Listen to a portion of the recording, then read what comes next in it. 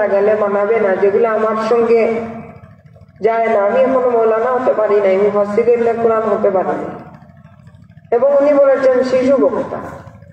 আমি শিশু বক্তা নই, শিশু যারা ছোট্ট কথা বলতে পারে না এরা শিশু। আমি ইন্টার সেকেন্ড ইয়ারে পড়তেছি, অর্থাৎ আলিম 2য় বর্ষে পড়তেছি, সুতরাং আমাকে তরুণ বলতে পারে। তো আল্লাহ পাক আমাদেরকে এই মাজলিসে আসার বসার তৌফিক দিয়েছেন, এর জন্য রব্বে কায়নাতের দরবারে আবারও শুকরিয়া আদায় করছি। সবাই করে আলহামদুলিল্লাহ। এই পৃথিবীর জমিনে রব্বে কায়নাত আমাদেরকে পাঠিয়েছেন। যদি আল্লাহ চাইতেন তাহলে আমাদেরকে গরু ছাগল রূপ দান করে আমাদেরকে দুনিয়া জমিনে পাঠাইতে পারতেন, কিন্তু রব্বে কায়নাত আমাদেরকে আশরাফুল মাখলুকাত হিসেবে দুনিয়ার জমিনে পাঠিয়েছেন, এর জন্য পড়ি আলহামদুলিল্লাহ। আলহামদুলিল্লাহ। রব্বে কায়নাত কুরআনুল কারীমের মধ্যে বলছেন, ইয়া আইয়ুহাল্লাযীনা আমানু তাকুল্লাহা ওয়াল তানজুর নাফসুম মা কদ্দামাত লিগাদ। হে ঈমানদারগণ, তোমরা আল্লাহকে ভয় করো এবং এমন ভাবে ভয় করো, ভয় করার মতো ভয় করো এবং পরিপূর্ণ ভাবে তোমরা আমি আল্লাহর দাসত্ব করো, আমি আল্লাহর আনুগত্য করো। সবাই বলি সুবহানাল্লাহ। ওয়াল তানজুর নাফসুম মা কদ্দামাত লিগাদ। এবং পরকালের কথা তোমরা চিন্তা করো, তোমরা পরকালের জন্য কি অর্জন করেছো তা তোমরা চিন্তা করো। ওয়াত্তাকুল্লাহ ইন্নাল্লাহা খাবীরুম বিমা তা'মালুন। আর তোমরা আল্লাহকে ভয় করো, কারণ তোমরা যদি সমুদ্রের নিচে গিয়েও কোনো কাজ করো, তোমরা যদি জমিনের নিচে গিয়েও কোনো কাজ করো, অর্থাৎ দুনিয়ার কেউ জানে না এমন জায়গায় গিয়েও যদি তোমরা কোনো কাজ করো, খাবীরুম বিমা তা'মালুন, তিনি তোমাদের সব সময় সকল কার্যকলাপ সকল কাজের প্রতি সেই রব্বে কায়নাত দৃষ্টিগোচর রাখেন। বলি সুবহানাল্লাহ। আমার বাবাজিরা, আমার বন্ধুরা, আমার রব্বে কায়নাত বলছেন, ইয়া আইয়ুহাল্লাযীনা আমানুত্তাকুল্লাহ। ঈমানদারেরা রে, তোমরা আমি আল্লাহকে ভয় করো, তোমরা আমি আল্লাহর দাসত্ব করো এবং দাসত্ব করো, যে দাসত্বের কারণে কিয়ামতের ময়দানে তোমাদের নাজাতের জরিয়া হিসাবে কবুল হয়ে যায়। মানুষ যখন গুনাহ করিয়া আমার মৌলার দরবারে ক্ষমা চায়, গুনাহ করিয়া যখন আমার আল্লাহর কাছে বলে, আল্লাহ গুনাহ করে ফেলেছি গো মালিক। মানুষ যখন গুনাহ করি আমার আল্লাহর কাছে চায়, আল্লাহ তোমার নাফরমানি করে ফেলেছি গো মালিক, বান্দা চোখের পানি ফেলতে দেরি হবে, আমার আল্লাহ ওই বান্দার জিন্দেগির তামাম গুনাহ খাতাকে ক্ষমা করে দিতে দেরি হবে না।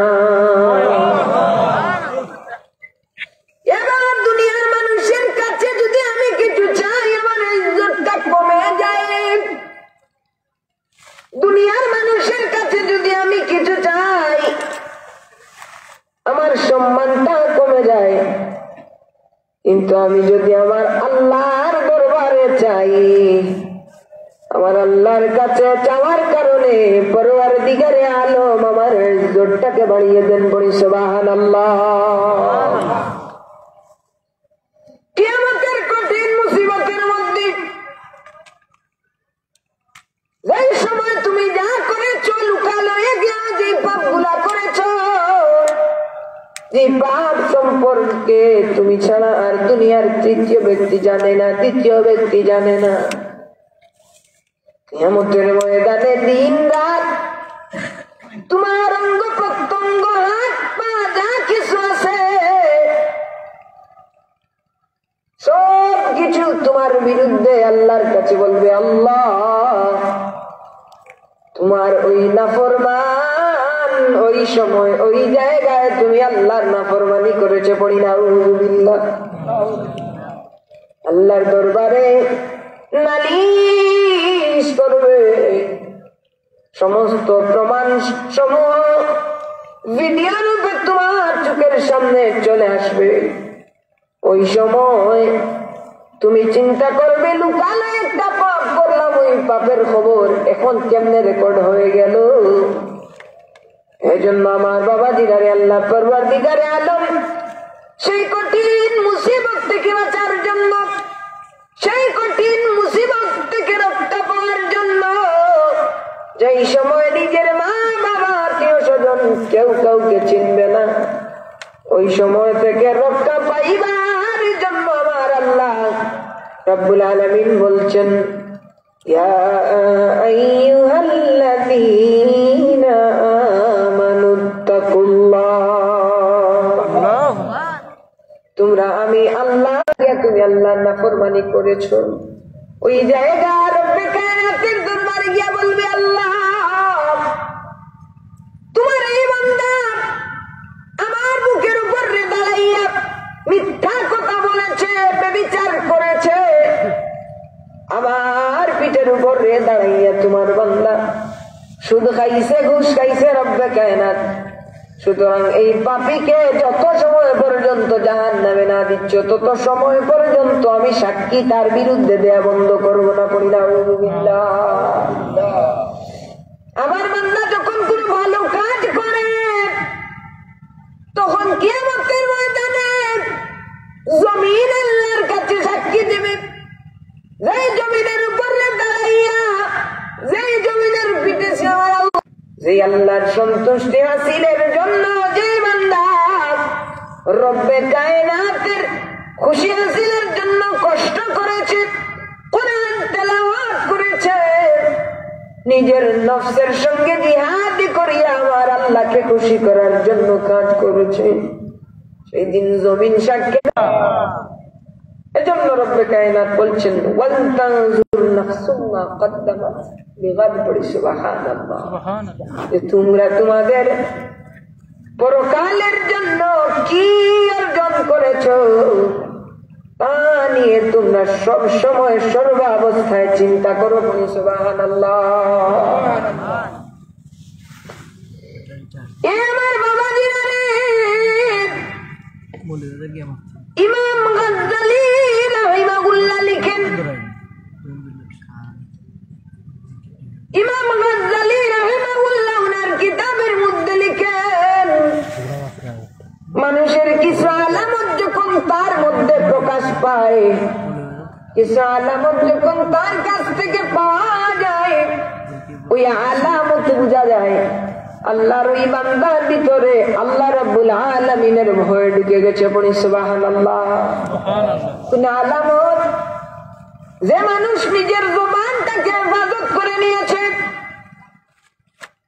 নিজের জবানটাকে হেফাজত করে নিয়েছে। কোথায় কোথায় কিছু মানুষ মিথ্যা কথা বলে, সে মিথ্যা কথা বলে না, অনর্থক কথা বলে না, কারো গীবত করে না, সর্বাবস্থায় আল্লাহর জিকির করে, কোরআন তিলাওয়াত করে, ইলম চর্চায় নিজের মুখটাকে জবানটাকে বের করে।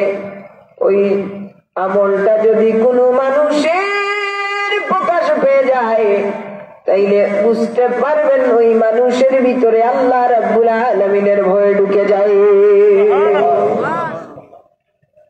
যদি কোনো মানুষ হালাল হারাম সম্পর্কে অবগত থাকে, যে না না আমি মরে যাব, দুনিয়ার জমিন থেকে চলে যাব, শহীদ হয়ে যাব, তারপরেও একটা দানা পরিমাণ খানা আমি হারাম গ্রহণ করব না। যখন কোনো মানুষ হারাম থেকে বেঁচে যায়, ওই মানুষগুলা আপনি বুঝতে পারবেন যে ওই মানুষের ভিতরেই আল্লাহর ভয় ঢুকে যায়। পড়ি সুবহানাল্লাহ। কিছু তো যে মানুষগুলা নিজের চক্ষুটাকে হেফাজত করে নিয়েছে, যেই চক্ষু আল্লাহর কত বড় নিয়ামত, যে চক্ষু দিয়ে গোটা দুনিয়া দেখার সুযোগ আল্লাহ করে দিয়েছে, ওই চক্ষুটাকে হেফাজত করে নিয়েছে। যেই মানুষ নিজের চক্ষুটাকে হেফাজত করতে পারবে গো, ওই মানুষের ভিতরে আল্লাহর ভয় ঢুকে গেছে, বলি সুবহানাল্লাহ। সুবহানাল্লাহ। যখন মানুষের ভিতর থেকে হিংসা নিন্দা চলে যাবে, তার অপর ভাইয়ের প্রতি তার হিংসাটা চলে যাবে, হিংসা করা ছেড়ে দেবে, মানুষের ভালো দেখলে খুশি হইবে, মানুষের দুঃখে দুঃখী হইবে, মানুষের সুখে সুখী হইবে, বুঝতে পারবেন ওই মানুষের ভিতরে আমার আল্লাহর ভয় ঢুকে গেছে, পড়ি সুবহানাল্লাহ। এবং যে মানুষ আল্লাহ পরবর্তীকালে আলমকে খুশি করবার জন্য জীবনের প্রত্যেকটা আমল করেছে, জীবনের প্রত্যেকটা কাজ করেছে, দুনিয়ার কোনো মানুষ নয়, দুনিয়ার কোনো মানুষ নয়, স্বয়ং রব্বে কায়নাতকে দেখাইবার জন্য, আল্লাহকে খুশি করবার জন্য সে ইবাদত করেছে। বুঝতে পারবেন ওই মানুষের ভিতরে আমার আল্লাহর ভয় ঢুকে গেছে, বলি সুবহানাল্লাহ। আর যখন মানুষের ভিতরে আল্লাহর ভয় ঢুকে যায়, যখন মানুষের ভিতরে আমার আল্লাহর জাহান্নামের ভয় ঢুকে যায়, তখন ওই মানুষটা আল্লাহর কাছে বারবার ক্ষমা চায়, আর আল্লাহর কাছে ক্ষমা চাইবার কারণে ওই বান্দার দাম রব্বে কায়নাত বাড়িয়ে দে, সুবহানাল্লাহ। রব্বুল আলামিন বলেন, বান্দারে তুমি যদি চাইতে হয় আমি আল্লাহর কাছে চাও, যদি চাইতে হয় আমি আল্লাহর কাছে চাও, বান্দারে রাত্র গভীর হওয়ার পরে তুমি যদি আল্লাহর কাছে চাও, যেই সময় রব্বে কায়নাত বলেন বান্দা তোমার কি প্রয়োজন আছে, তুমি আল্লাহ আমি আল্লাহর কাছে চাও, বান্দা চাইতে দেরি হবে, রব্বে কায়নাত তার মনস্কামনা পূর্ণ করতে দেরি হবে না, পড়ি সুবহানাল্লাহ। আর যেই সমস্ত মানুষগুলো আমার আল্লাহর কাছে চেয়েছে, আল্লাহর কাছে চেয়েছে, রব্বে কায়নাত তাদের দাম এমন বাড়িয়ে দিয়েছেন যে উনি আউলিয়ার দপ্তরে তাদের নাম আল্লাহ লিখে নিয়েছেন, সুবহানাল্লাহ। বনি ইসরাইলের জামানায় ওই নলিকাত সোনালী যুগের স্বপ্নগুলি যে কিতাব লিখেছেন, ওই নলিকাত এই গ্রন্থের মধ্যে বর্ণনা করতেছেন যে বনি ইসরাইলের জামানায় এক দম্পতি ছিল যাদের পরিবারে কোনো টাকা পয়সা ছিল না, যারা খুবই অভাবগ্রস্ত ছিল, এক বেলা খাইলে দুই নাম্বার বেলার খাওয়ার কোনো সুযোগ থাকতো না, খুবই গরিব পরিবার, সন্তানদেরকে ভালোভাবে খাবার তুলে দিতে পারতেন না। উনার স্ত্রীকে উনি বললেন, যাও যাও দেখো মানুষের বাড়ি যদি ইচ্ছে কিছু আনতে পারো। উনি মানুষের বাড়ি বাড়ি চাইতে শুরু করলেন, সবাই যখন তাকে ফিরিয়ে দিতে শুরু করলো, তিনি বললেন চাইলে হবে না, কাজের বিনিময়ে আমাকে কিছু খাবার গ্রহণ করতে হবে, পড়ে সুবহানাল্লাহ। উনি এক বাড়িতে গিয়ে বললেন, আজকে অনেক দিন হয়ে গেল আমার ছোট্ট ছোট্ট বাচ্চাদের মুখে আমি খাবার তুলে দিতে পারতেছি না, আমার অসুস্থ স্বামীর মুখে আমি খাবার তুলে দিতে পারতেছি না, আজকে অনেক দিন হয়ে গেল আমার সন্তানরা ক্ষুধার জ্বালায় ছটফট ছটফট করতেছে, আমি তোমার কাছে ভিক্ষা চাই, তোমার কাছে দয়া করে করো জুড়ে বলি রে ভাই, আমার অসুস্থ স্বামী আমার সন্তানদের দিকে একবার তুমি তাকাও, আর কিছু আটা আমাকে তুমি দান করো। ওই মহিলাটা সুন্দর ছিলেন, তাকে রূপ দিয়েছিলেন, কিন্তু ওই কাফের ব্যক্তিটা ওই মহিলাটাকে বলে এমনি এমনি যদি তোমার দেহ আমাকে দান করতে পারো তাইলে কিছু সময়ের জন্য তোমার এই কিছু সময় দেওয়ার কারণে আমি তোমাকে কিছু আটা দিতে পারি। বলি না আমার আল্লাহর বয়ে মহিলাটা ফিরে গেলেন, আমার ঘরের মধ্যে ফিরে গেলেন, কিন্তু বাচ্চা না মায়ের পাশে বসে আছে। ঘরের মধ্যে মহিলাটা পা রাখতে দেরি, বাচ্চা ক্ষুধার জ্বালায় নিঃশক্তি হয়ে গেল, কান্নাটা করতে পারতেছে না। তারা মাকে ডেকে বলে, মা আজকে তো বহুদিন হয়ে গেল ভরপেট কিছু খাই নাই, আপনি কি কোনো খানা এনেছেন? বাচ্চাদের মুখের দিকে তাকাইয়া চোখের পানি মুছতে মুছতে আবার ওই কাফেরের দরবারে চলে যায়। কাফেরকে গিয়া বলে, কাফির তোমার শর্তে আমি রাজি হয়ে গেলাম। নাফরমানি করার জন্য যখন কাফিরটা রেডি হয়ে গেল, মহিলাটা তরতর করে কাঁপুনি শুরু হয়ে গেল। কাফির দিকে, মহিলা তুমি তরতর করে কাঁপতেছো কেন? এই জায়গায় তো আমি আর তুমি ছাড়া কেউ নাই। মহিলাটা বলে, আল্লাহু খাবীরুম বিমা তা'মালুন, তুমি মনে করতেছো এই জায়গার মধ্যে কেউ নাই, কিন্তু যিনি দেখতেছেন তিনি কে? তুমি বলো তিনি কে? মহিলাটাই কাফেরকে ডাক দিয়া বলে, কাফির, আল্লাহু আকবার, এ কাফির, কেউ যদি না দেখে উপরে আমার আল্লাহ দেখতেছেন। মহিলা থরথর কাঁপুনি দেখা রব্বে কায়নাত তুই কাফেরের বুকের ভিতরে আল্লাহ হেদায়েতের আলো জ্বালিয়ে দিলেন। বলি সুবহানাল্লাহ।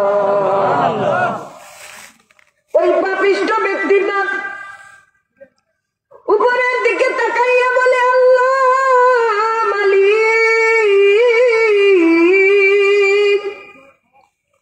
ও দয়াল আল্লাহ, সর্বোচ্চ হাঁটুটা মাটির মধ্যে লাগাইলাম।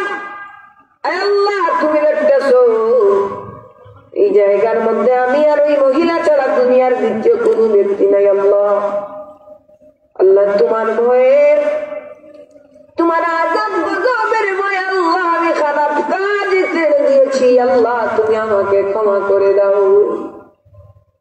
ব্যক্তিটি ক্ষমা চাইতে দেরি হইল, মুসা কালিমুল্লাহর কাছে আমার আল্লাহ পাঠাইতে দেরি হইল না। আল্লাহ মুসার কাছে পাঠাইলেন, মুসা রে,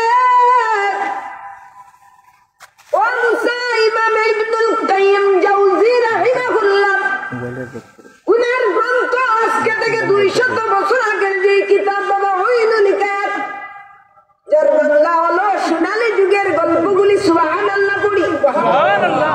এই কিতাবের মধ্যে ইবনুল কাইয়িম জাওযী রাহিমাহুল্লাহ বলতেছেন যে মুসা কালিমুল্লাহর কাছে আমার আল্লাহ ওই পাঠিয়ে দিলেন আর বললেন, ও মুসা রে, তুমি আমার বান্দাকে গিয়া বলো যে আমার বান্দার সমস্ত জিন্দেগির তামাম গুনাহকে আমি আল্লাহ রাব্বুল আলামিন ক্ষমা করে দিয়েছি। বলি সুবহানাল্লাহ।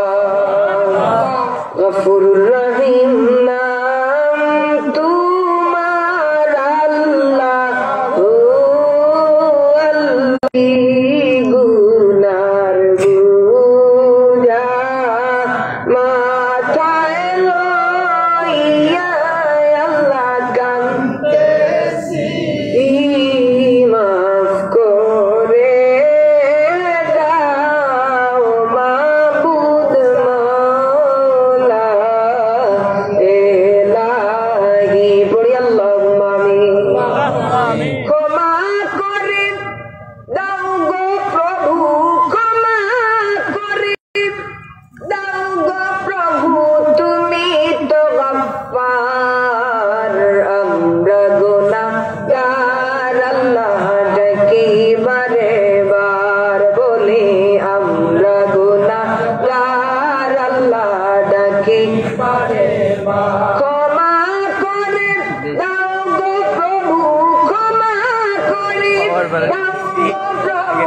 তুমি তো গফফার, আমরা গুনাহগার, আল্লাহ ডাকি বারে বাবা মায়েরই কথা মোরা বলতে পারি না, বাবা মায়ের কবরেতে কষ্ট দিও না, আমিন। বাবা মায়েরই কথা মোরা ভুলতে পারি না, বাবা মায়ের কবরেতে কষ্ট দিও না, তুমি জালিল জব্বার, তুমি জালিল জব্বার, ডাকি বারে বার পড়ি আমরা গুনাহগার, আল্লাহ ডাকি বারে বার, বলো আমরা গুনাহগার, আল্লাহ ডাকি বারে। এজন্য আল্লাহর কাছে ক্ষমা চাওয়ার কারণে কত বড় পাপীকে আমার আল্লাহ ক্ষমা করে দিল। এজন্য দুনিয়ার জমিনে আল্লাহ রাব্বুল আলামিন কুরআনুল কারীমের মধ্যে বললেন, ইয়া আইয়ুহাল্লাযীনা আমানুত্তাকুল্লাহ, তোমরা আমি আল্লাহকে ভয় করো, ওয়াল তানজুর নাফসুম মা কদ্দামাত লিগাদ, কিয়ামত দিবসের কথা চিন্তা করো, যেদিন তোমাদের কি অবস্থা হবে। ওয়াত্তাকুল্লাহা ইন্নাল্লাহা খাবীরুম বিমা তা'মালুন, বলি সুবহানাল্লাহ। তোমাদের প্রত্যেকটা কাজই, তোমাদের প্রত্যেকটা মুহূর্তই আমি আল্লাহ রাব্বুল আলামিন দেখতেছি, সুবহানাল্লাহ। এজন্য কোন মানুষ যদি আল্লাহকে ভয় করে, তাহলে সে আমার আল্লাহর কাছে তার পাপের জন্য ক্ষমা চাইতে শুরু করে দিবে। আর সে যদি তার পাপের জন্য আল্লাহর কাছে অনুতপ্ত হয়ে যায়, তাহলে অনুতপ্ত হওয়ার কারণে রব্বে কায়নাত তার জিন্দেগির তামাম গুনাহ খাতাকে ক্ষমা করে দেবেন, সুবহানাল্লাহ। যে ব্যক্তিকে আল্লাহ ক্ষমা করে দে, ওই ব্যক্তির জিন্দেগি দামির উপরে দামি হয়ে গেছে। এজন্য আল্লাহ পাক যেন আমাদেরকে আল্লাহকে ভয় করার তৌফিক দান করুন, সবাই বলুন আমিন। আমরা যদি আল্লাহকে ভয় করি, তাহলে আমরা দুনিয়ার তামাম পাপী আল্লাহর নাফরমানি থেকে দূরে থাকতে পারব। এজন্য আল্লাহ কুরআনুল কারীমের মধ্যে বলছেন, ওয়াত্তাকুল্লাহ ইন্নাল্লাহা খাবীরুম বিমা তা'মালুন, আল্লাহকে তোমরা ভয় করো, কারণ তোমরা যেই সময়, যেই মুহূর্তে, যেই কাজগুলো করতেছো, প্রত্যেকটা কাজ আমি আল্লাহ রাব্বুল আলামিন দেখতেছি। এখন আমি যদি পাপ কাজের দিকে রওনা হয়ে যাই, আমার মনে যদি চলে আসে না না আমার আল্লাহ দেখতেছেন, আমি যদি ফিরে আসি, তাহলে ওই বান্দার গুণগান আমার আল্লাহ আরশে আজিমের মধ্যে করেন এবং ফেরেশতাদেরকে বলেন, ফেরেশতারা রে, তোমরা তো বলেছিলে আমার বান্দাকে দুনিয়ার জমিনে পাঠাবো না, দেখো না, দেখো আমি আল্লাহর আযাব গজবের ভয় আমার বান্দা নাফরমানির পথ থেকে ফিরে এসেছে, তোমরা সাক্ষী থাকো, আমার বান্দার জিন্দেগির তামাম কসুরকে আমি আল্লাহ ক্ষমা করে দিলাম। ইয়া নবী সালাম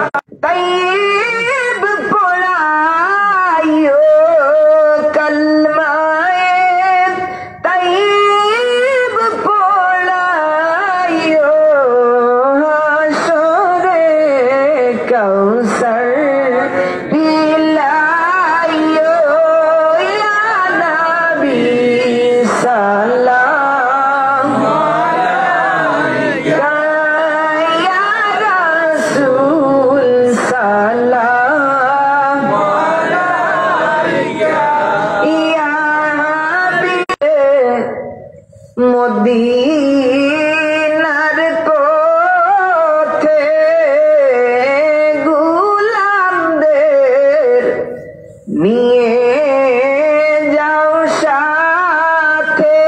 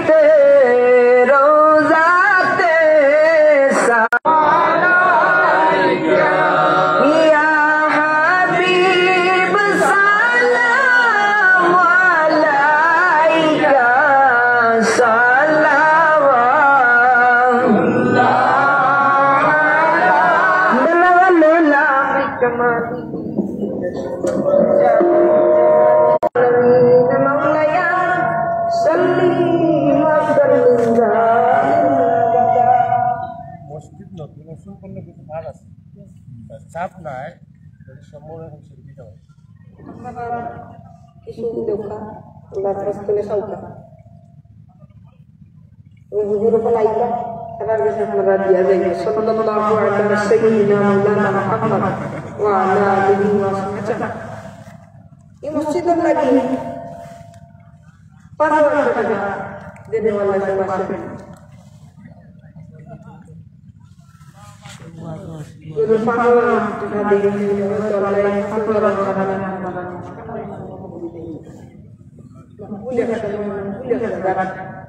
Allah